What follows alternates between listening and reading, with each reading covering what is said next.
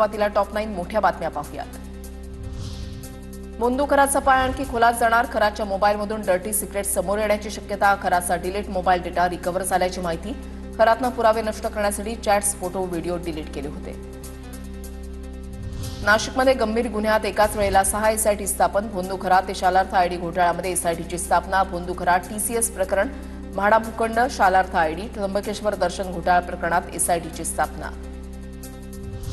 नाशिकमधील टीसीएस कंपनीतील धर्मांतरण प्रकरण, केंद्रीय महिला आयोगाचं पथक 2 दिवस नाशिकमध्ये 4 सदस्य समितीसह टीसीएस प्रकरणातील एसआयटी पथकाकडून माहिती घेतली। आज टीसीएस कंपनीला आयोगाचं पथक भेट देण्याची शक्यता। टीसीएस कंपनीमधील धर्मांतरण आणि लैंगिक अत्याचार प्रकरणी निदा खानच्या अटकपूर्व जामिनावर उद्या सुनावणी। पोलिसांना गुंगारा देत निदाची मुंब्र्यातील क्लिनिकमध्ये 2दा हजेरी। वारंवार लोकेशन बदलून तपास यंत्रणांना चकवा। नाशिक धर्मांतरण प्रकरणामध्ये एटीएसची एंट्री, रजा मेमन आणि शफी शेखची 3 तास कसून चौकशी। प्रकरणामध्ये आंतरराष्ट्रीय कनेक्शन, टेरर फंडिंगचा संशय।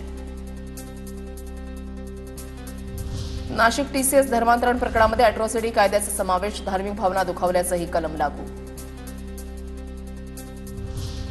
अमरावतीच्या परतवाडामध्ये लैंगिक शोषण प्रकरणामधील आरोपी अयान अहमदचे सोशल मीडियावर फॉलोअर्स वाढले। आरोपी अयानचे इंस्टाग्राम पेज ट्रेंडिंगवर 6 दिवसातच अयानचे 4000 फॉलोअर्स वाढले। गुन्हा दाखल झाल्यानंतर अयानचे फॉलोअर्स वाढले।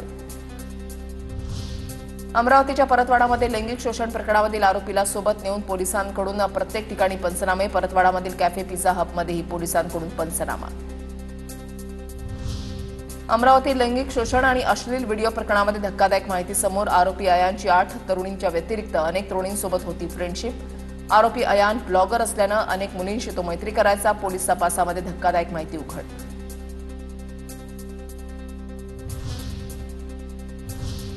आता पाहूया टॉप 9 राजकीय बातम्या।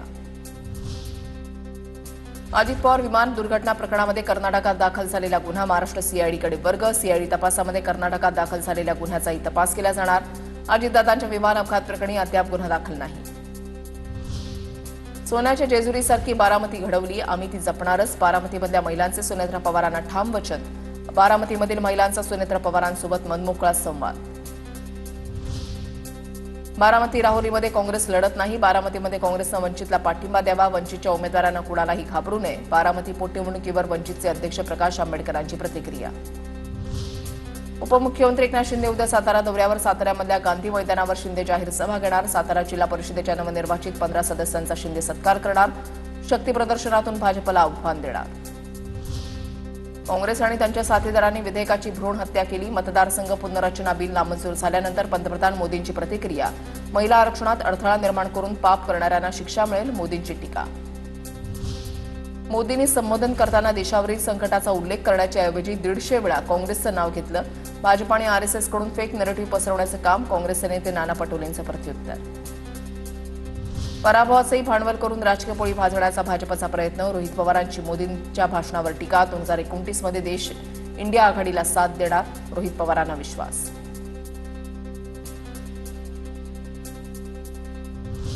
नारी शक्तीचा अपमान करणाऱ्या काँग्रेसला जनता त्यांची जागा दाखवेल, चित्रा वाघ यांची काँग्रेसवर टीका। महिला आरक्षण विधेयकाबाबतची काँग्रेसची भूमिका देशविरोधी। काँग्रेसनं बाबासाहेब आंबेडकरांची वैचारिक हत्या केली, सदावर्तेंची टीका। तर राज ठाकरे ओबीसी एसटी विरोधक आहेत, गुणरत्न सदावर्तेंचा राज ठाकरेंवर निशाणा।